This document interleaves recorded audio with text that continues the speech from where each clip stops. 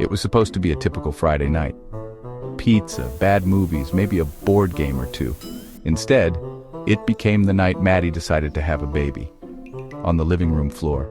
"Oh dear," exclaimed Agnes, dropping her slice of pepperoni pizza onto the coffee table. John, mid-sentence about the historical inaccuracies of gladiator movies, just froze.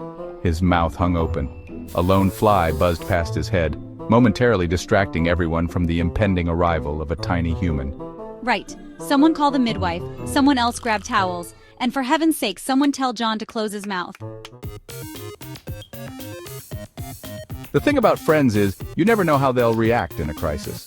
Agnes, usually calm, was now flapping like a startled pigeon. John, Mr. Practicality, was utterly useless. It was Emily, the quiet artist, who snapped into action. Then there was Soph. Soph was different. He sat cross-legged on the floor, seemingly unfazed by the chaos. He was sketching furiously in his notebook, a small smile playing on his lips. "What are you doing? Your best friend is having a baby on the shag carpet and you're doodling?"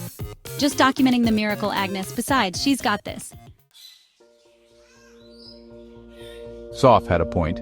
Maddie, despite the unexpected location and lack of hospital gowns, was handling labor like a pro. She was a force of nature, her voice a low, rhythmic hum as she breathed through each contraction. The midwife, bless her heart, arrived just as John was attempting to build a makeshift birthing chair out of cushions and an ironing board. It was a disaster waiting to happen. The midwife, a woman who had clearly seen it all, simply sighed and pushed the contraption aside. "Soph, go make tea. Everyone else out." The next few hours were a blur. John paced. Agnes chain-drank chamomile tea. Emily sketched, capturing the raw emotion of the event. And then, just as the first rays of dawn peeked through the curtains, a strange quiet fell over the house. Two figures emerged from the bedroom, flanking the midwife, who carried a small bundle. The figures were unusual, to say the least. One, a girl, shimmered with an ethereal blue light. Her companion, a boy, seemed to crackle with fiery energy.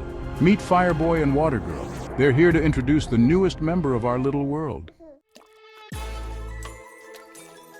The baby, cradled gently in the midwife's arms, was glowing. It pulsed with a soft inner light that shifted between shades of blue and orange. The air crackled with a strange energy.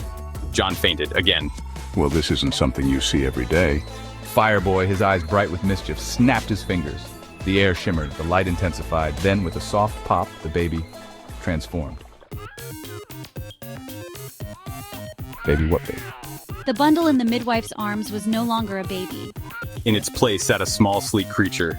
It had shimmering blue fur, large green eyes, and a mischievous grin. It twitched its whiskers and, to everyone's astonishment, started to dance. Not just any dance, it was doing the latest TikTok trend, its little paws moving with surprising agility and rhythm. The room erupted. Agnes shrieked with laughter. Emily dropped her sketchbook, her jaw agape. Even the midwife looked slightly bewildered, although a smile played at the corner of her lips. Amidst the chaos, only one person remained utterly unfazed. Soph, ever the observer, had simply leaned back against the wall, a look of pure amusement on his face.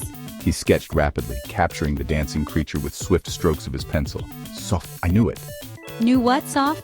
Knew that Maddie was going to give birth to a dancing cat thing? Soph just shrugged, a knowing smile on his face. So sometimes life is just plain weird. As the sun rose higher, bathing the living room in a warm glow, the initial shock gradually gave way to a sense of wonder.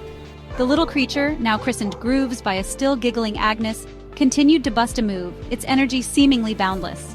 They were an odd group, thrown together by circumstance and a healthy dose of the bizarre.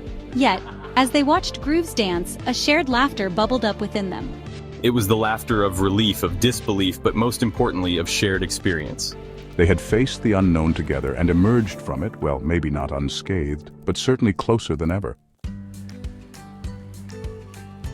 Life, they realized, wasn't always about logic or reason. Sometimes it was about embracing the absurdity, the unexpected, the downright weird. It was about finding magic in the mundane, laughter in the chaos, and friendship in the most unlikely of places. And sometimes, just sometimes, it was about dancing alongside a blue TikTok-loving cat creature, born on a Friday night that would forever be etched in their memories. As Grooves shimmied and shook, they knew one thing for certain. Their lives would never be quite the same again.